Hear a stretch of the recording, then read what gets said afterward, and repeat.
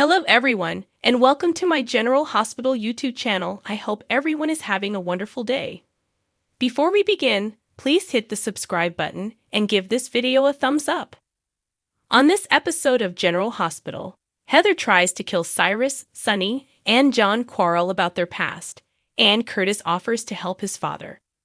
Curtis is talking to Portia on the phone at home, and he's excited to show her his development. Is Trina home? Asks Marshall as he walks into the room. She's out, says Curtis. According to Marshall, time heals everyone, but only Trina needs it. Says the man who knows, Stella says, and inquires as to whether he told Curtis. As they settle down, Marshall informs his son that he was given the wrong diagnosis and has been without symptoms for a full year. Why didn't he inform him earlier? Curtis queries. Marshall claims that in addition to feeling foolish for abandoning his family, Curtis had other issues. Curtis acknowledges that although he did what he believed to be proper at the time, he is no longer plagued by the diagnosis of schizophrenia. Marshall is still unaware of what transpired in the past. Stella acknowledges that she has been researching and that she has identified the physician who approved Marshall's diagnosis. Curtis believes they can find the solutions they require. Marshall expresses gratitude to Stella but declines. Marshall desires to concentrate on his current life. Stella says she doesn't want to make things worse for him, but he's been in anguish for 40 years because of this error, and now is his time to free himself. Marshall GH is pushed by Stella. Agreeing, Curtis informs his father that he has him and that he is not alone. Curtis is eager to assist him in this. Marshall consents to locate the physician who misdiagnosed him as he understands that Stella and Curtis are working against him. Curtis desires to support GA.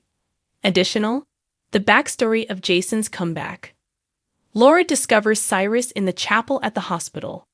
She reveals to him that they are still awaiting the results of his test on Ace and expresses her surprise at Cyrus's capacity for sweetness. He asserts that he will stop at nothing to protect the people he loves and that he would punish those who attempt to harm them. Laura seems worried. Although he says he has never professed to be a saint, he is sincere in his endeavors to change.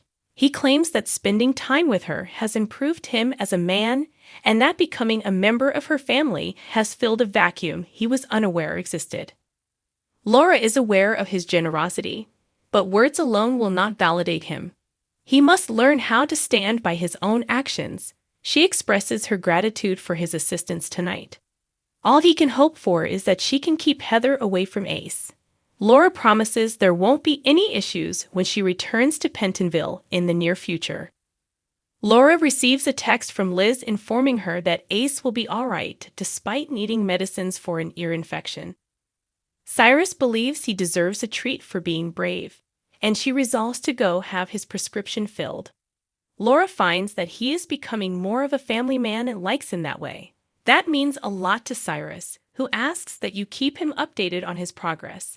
Saying she will, she walks away. Cyrus reclines and gives thanks to God. Heather is in her room trying to pick the lock on her handcuffs. As he enters, the guard announces that he is there to return her to Pentonville.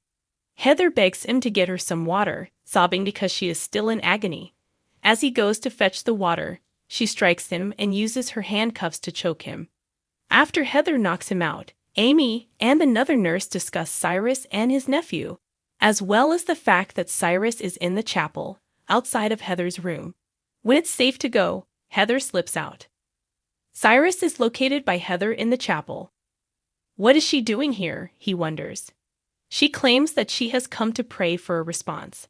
It doesn't seem fair, so she wants to know why he gets to live while her lovely Esm dies. With a bone saw in hand, Heather declares that she wants him to suffer as much as her own Esm did. She screams that he deceived her when she came to him for assistance. Cyrus clarifies that he was attempting to stop a negative event from occurring. Heather cries, "He didn't," adding that her daughter struggled to death in the water. But she will get even. Heather swears she will give Esm's son the mother she never had the opportunity to be. Laura bursts in and gives Heather a hard blow to the back of the head. As Heather arrives and is handcuffed, Laura tells her that she's relieved. Heather claims she didn't need to beat Laura Weber so hard because that's the sweet Laura Weber she knows. Heather falters and has trouble breathing as the guards attempt to remove her. Laura notices she doesn't look good, but Cyrus thinks she's phoning. Heather suddenly passes out and collapses. As they race back to Port Charles, Dex and Joss worry about what might happen. When Joss phones Brick to check on Sunny, she discovers that there has been gunfire on the waterfront.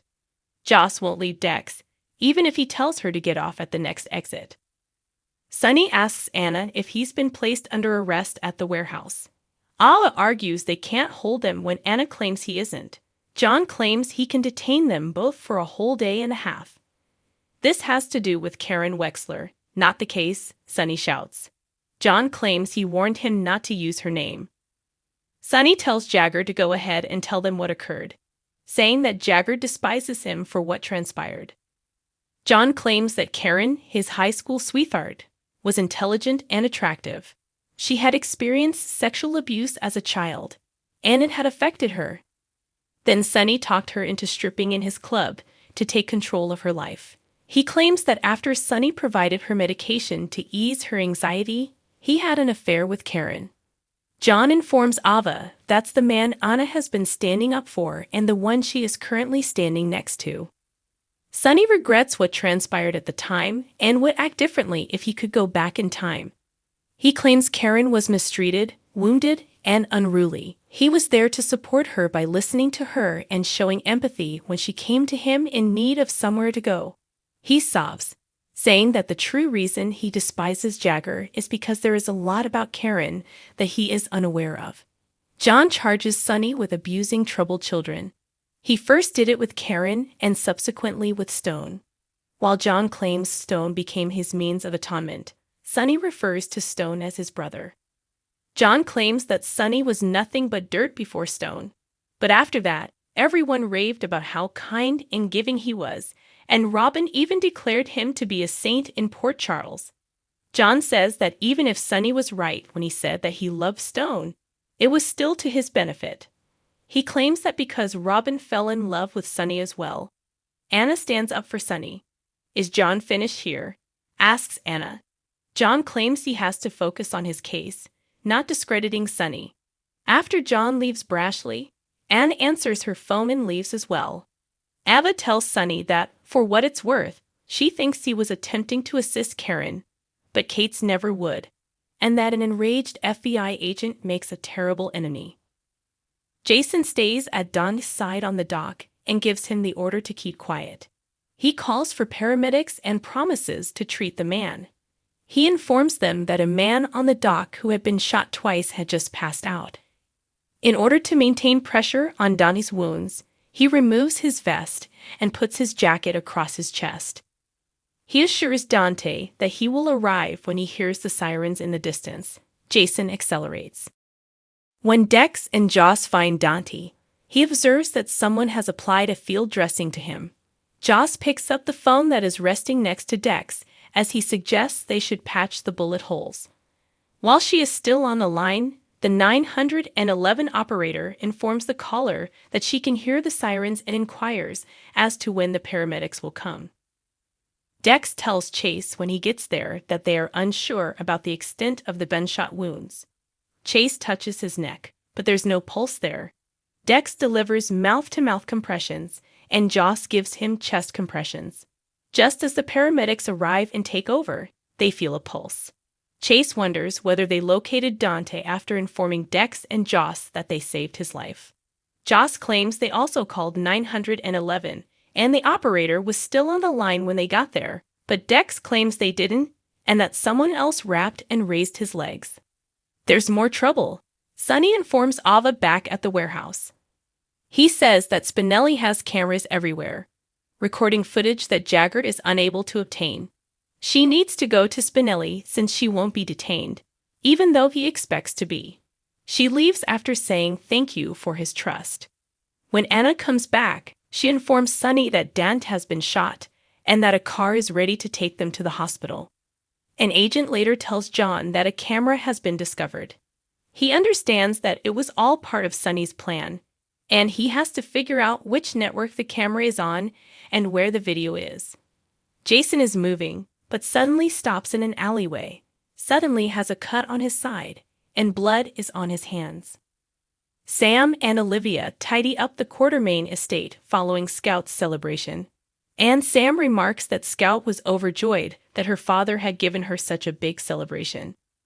When the conversation shifts to Dante, Olivia expresses her gratitude that they were able to meet and are happy together. They give hugs. Sam makes the decision to leave Scout here with Drew and head out. Olivia senses that something is wrong, and Sam acknowledges that she and Drew recently had their first significant argument over Scout. Olivia understands that parenting is challenging. Sam claims that although there isn't conflict between them, Drew has evolved since returning from Pentonville. Olivia recalls that Dante seemed to be a new person when he returned, suffering from PTSD. After going through hell, Sam entered his life.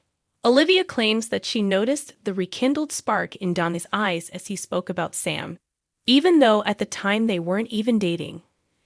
Olivia claims that Dante needed a purpose in life, and that falling in love with Sam was a major contributing factor. She expresses gratitude to Sam for returning her kid. Thanks for watching if you like this video. So please don't forget to subscribe my channel and don't miss any update.